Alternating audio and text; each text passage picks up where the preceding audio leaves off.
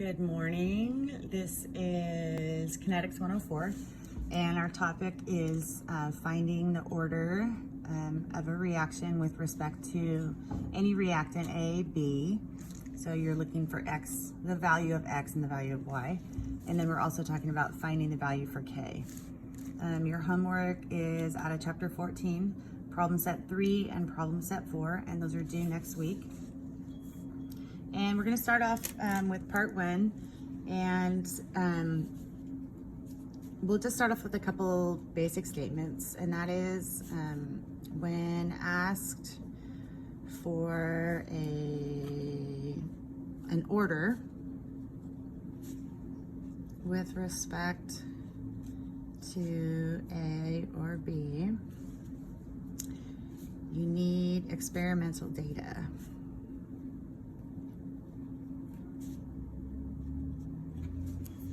Okay, so you have to have experimental data in order to be able to determine the order of a reaction with respect to A or B. Okay, so we are going to go through an example. I'm going to give you an example set of data, and then I'll talk about 2 different ways that you can analyze it.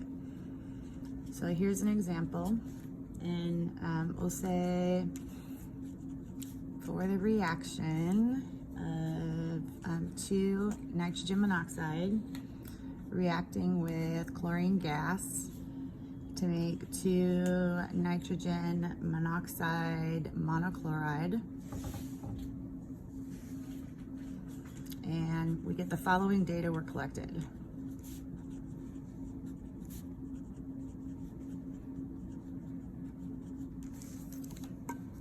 Okay, so it looks like this. An experiment, we have the experiment numbers 1, 2, and 3. So 3 different experiments were done. And then we have the concentration of nitrogen monoxide and the concentration of chlorine, and they're going to vary in each of the different reactions. So these are going to be 0.1, 0.1, and 0.20. And then the concentration of the Cl2 is 0.1. and 0.20 and 0.20. So in addition to the concentrations, we also know the initial instantaneous rate.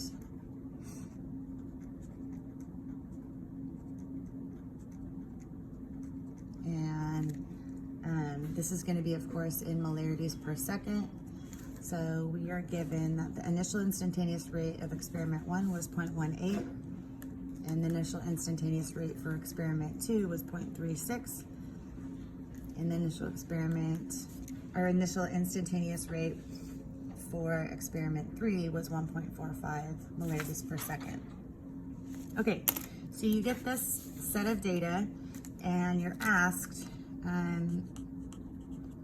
what is the rate law? Okay, and we want to know, so that's asking 3 questions. What is the value of X? What is the value of Y? And what is the value of K? Okay, so with this data set, we have a couple different ways that we can approach it. So there's 2 ways to find X and Y. The first one involves substitution and cancellation. The second one is more of an intuitive way to do it. Either way is acceptable on the AP exam. Okay, so the first one is to use substitution and cancellation.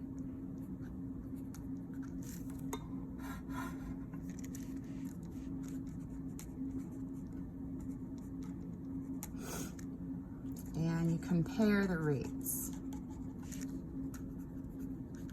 So that's the first option. And the second one is to make an intuitive statement, which I'll talk about here in a minute. So this is way number 1. So what we're going to do is, if we want to look for X, so that would be the order with respect to nitrogen monoxide, we want to look for experiments in which nitrogen monoxide is varied. If we want to look for Y, we're going to look for experiments in which Cl2 is varied. And then the nitrogen monoxide is kept the same. So for instance, if we look back up here at our data table, experiment 1 to experiment 2, nitrogen monoxide was kept constant, but experiment 1 to experiment 2, Cl2 was doubled. Okay, so we can make this statement, and I'll put this in purple. We know that the rate is equal to K times the concentration of NO raised to the X power times concentration of Cl2 raised to the Y power. And if we compare two rates like this, K times concentration of NO raised to the X power, concentration of Cl2 raised to the Y power, we can compare two rates of different experiments. So what I'm going to do is substitute the rate. I'm going to say that this is experiment 2 and this is experiment 1. And so we have the rate of experiment 2 is 0.36. The rate of experiment 1 was 0.18. And that's equal to K times concentration of NO, which is 0.10. And that's raised to the X power, times the concentration of Cl2, which was 0.20, raised to the Y power, over K times concentration of NO in experiment 1, raised to the X power, times concentration of Cl2 in experiment 1, raised to the Y power. So you guys can probably anticipate that we're going to simplify this by cancellation. K is going to go away. This value right here is 2. The 0.10 to the X over 0.10 to the X also cancels. And this expression, 0.20 to the Y over 0.10 to the Y, simplifies to 2 equals 2 to the Y.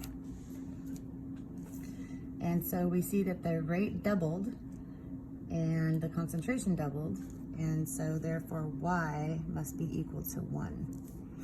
So we would say therefore it's first order in Cl2. Okay, now if you set up the same procedure or the same situation to find X, we'll do this. I'm just going to flip pages here. You guys can rewind as needed.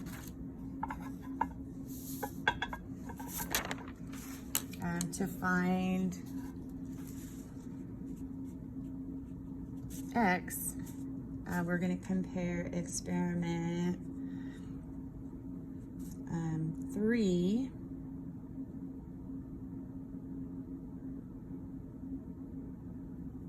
to experiment 2. And we're going to go back and look at this and decide why. And that is because the concentration of Cl2 was kept constant, but NO was varied here. Okay, so we're going to substitute, and we know rate is equal to K times concentration of NO raised to the X power times concentration of Cl2 raised to the Y power. And this is all going to be over again, rate equals K times concentration of NO raised to the X power, Cl2 raised to the Y power. And so we would substitute our information from experiment 3 and experiment 2. So our rate for experiment 3 was 1.45, where the rate for experiment 2 was 0.36. That's going to be equal to K, and concentration of NO in experiment 3 was 0.20. That's raised to the X power. And the concentration in experiment 2 was 0.10, raised to the X power. And then Cl2 was 0.20 in both. Okay, and then we're able to cancel this, cancel this. This relationship comes out to be 4, and that's equal to, this would go 2 to the X. Therefore, X equals 2. So we'd say it's second order in NO. Okay, so that's how you find your orders with respect to each of the reactants using cancellation. And then your other option, your second option, is to make an intuitive statement.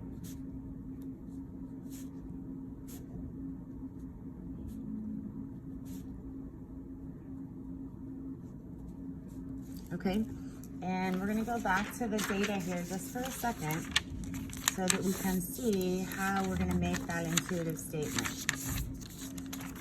Okay, so if we look at our data here, we can see from experiment 1 to experiment 2, the Cl2 doubled, but this NO stayed constant, and look what happened to the rate, it also doubled.